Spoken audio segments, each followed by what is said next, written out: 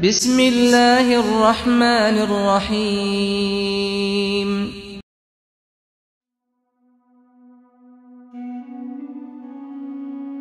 تمام سننے اور دیکھنے والوں کو السلام علیکم ورحمۃ اللہ وبرکاتہ۔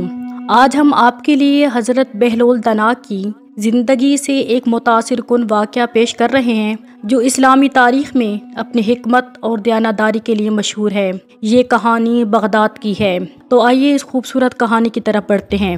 حضرت بہلول دنا کو عرف عام میں حضرت بلول دنا کے نام سے بھی یاد کیا جاتا ہے۔ فضل بن ربیع نے بغداد میں ایک مسجد کی بنیاد ڈالی۔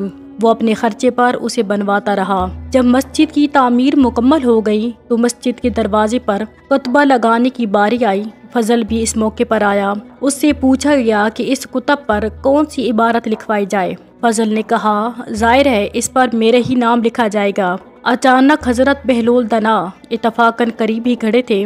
حضرت بہلول نے فرمایا، فضل کیا تم مجھ دیوانوں کو بتانا گوارا کرو گے کہ آپ نے یہ مسجد کس کے لیے بنوائی ہے؟ فضل کہنے لگا، یہ خدا کا گھر ہے، اسے میں نے اللہ کے لیے بنایا ہے۔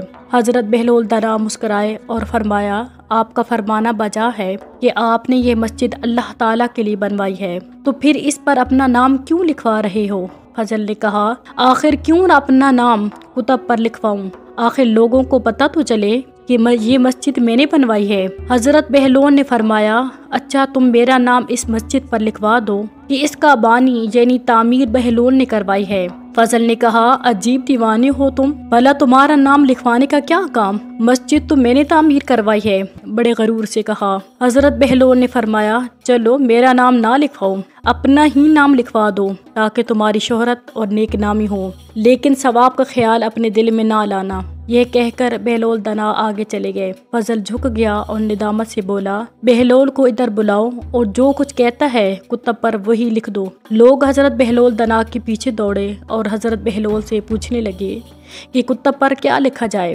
حضرت بہلول نے فرمایا، قرآن پاک کی آیات سے بہتر اور کچھ نہیں ہے جو اس کتب پر کندہ کیا جائے۔ فضل نے بھی اس بات کی تائید کی اور مسجد کی دیوار پر آیت قرآن لکھوائی گئی۔ اللہ پاک سے دعا ہے کہ اللہ تعالی حضرت بہلول دنا کے پاؤں کے خاک کے صدقے اہل بیت کے در کا سچا پکا فقیر بنائے اور ان کے صدقے سے دنیا اور آخرت میں کامیابی کامرانی عطا فرمائے۔ آمین ثم آمین۔ اللہ نگہبان۔